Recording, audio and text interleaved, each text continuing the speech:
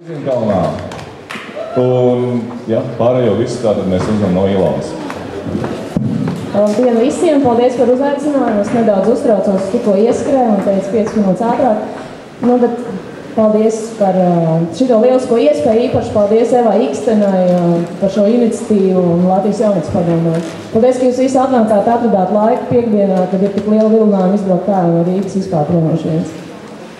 Es pastāstīšu par Avantis un par mūsu jauniešu organizāciju. Pastāstīšu nedaudz īsumā par sevi, kā es nonācu līdz tam, un tad es pastāstīšu mūsu pieredzi veidojot Grīziņkalna skateparku.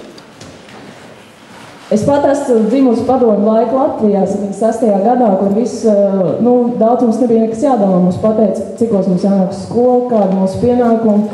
Bija 10 likumi, kāda bija jāievēro, nometnes bija vasarā, pionieru talks un tā tālāk. Tad man laimējās uzaugt jau neatkarīgā Latvijā, kur viss apmainījās kājām gaisā un nāca lielā brīvība un demokrātija, kas arī iedeva ļoti liels iespējas, bet daudzas lietas arī tika pārprastas. Un, manuprāt, tas, kas bērnu un jauniešu sfērā bija veidots līdz šim, nekas vietā īsti tāda sistēma audzinošs nav nācis, un tāpēc arī man tā sāpēja sirds, ka tomēr es kā bērndārza audzinātājs meita, man kaut kas jādara jaunietes labā. Un strādājot arī, es pat pēc profesijas pedagogs, bet es strādāju skolā, man ļoti patīk tā enerģija strādāt ar bērniem, kam ir 14, 15, 16, 17 gadi, kas ir atvērti visam jaunam, kas ir gatavi mainīties, uzklausīt tevi.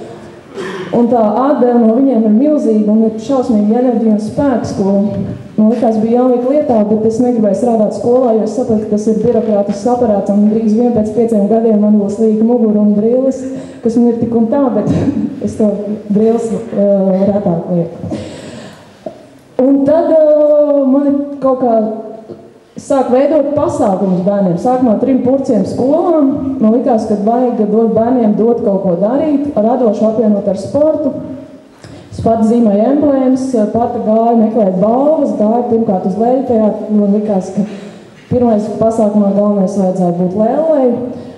Un vienalga, cik tas pasākums maksā. Un beigās mēs aizņēmāmies ar kolēģiem 80 latus no Latvijas universitātes. Mēs teicām, mums nevajag pusgadu stipendiju, iedodiet mums tagad, un mēs uztaisīsim to pasākumu, jums pietrīk naudas tēkrekliem.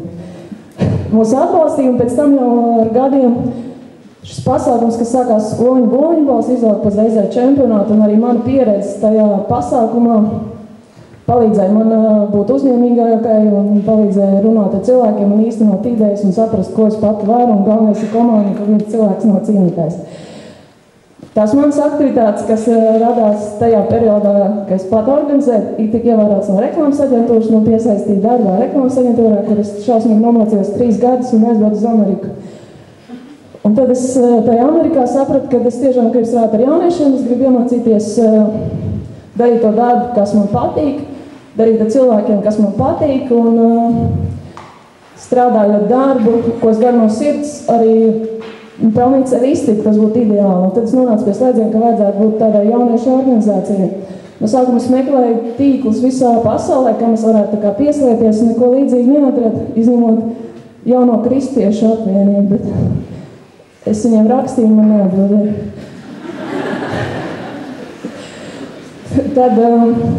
Un tā doma, tā bija nobriedusi jau kādus 5 gadus no galvā, ka es gāju gulēt ar to un cēlos augšā un likās tā kā droši vien mūziķi zina to sajūtu, ka dziesma ir un kaut kad viņai jādzimst.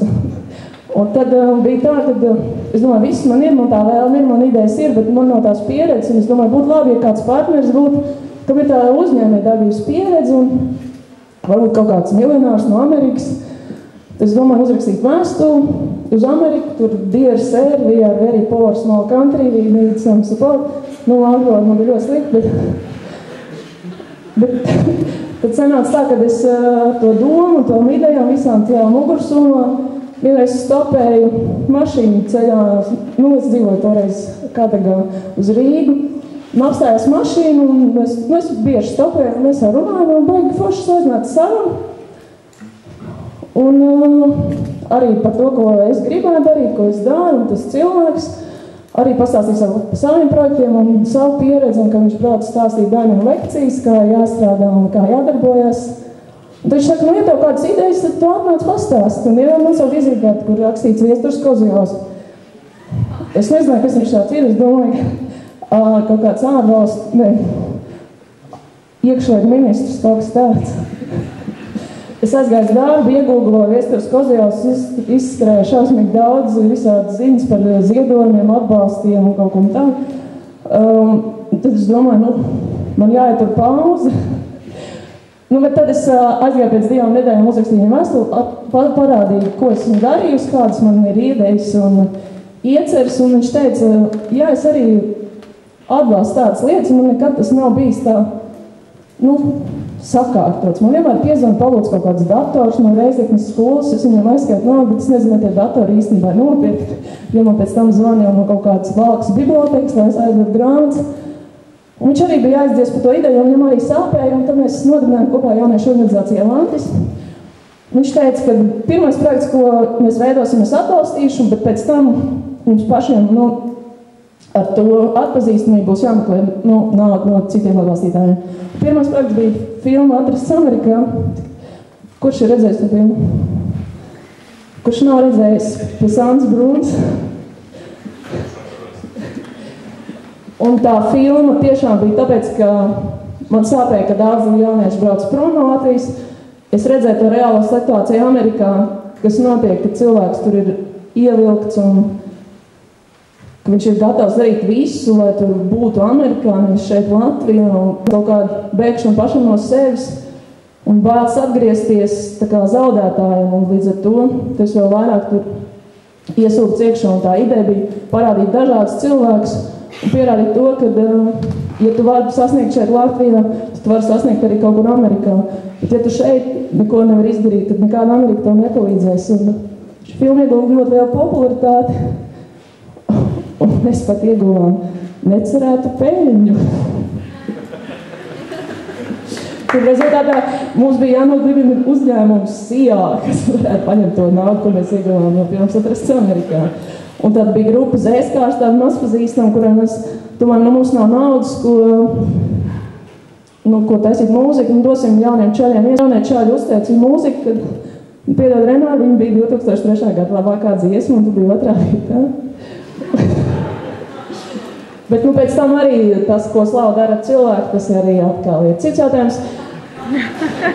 Bet tagad es pastāstīšu pie mūsu to projektu, kur tiešām no sirds bija tāda griba, tāda no sākuma neticība, bet uzņēmība, kas tam palīdzēja realizēties, un kur bija iesaistīti ļoti daudz cilvēku. Tāda Grīziņkalns skateboards.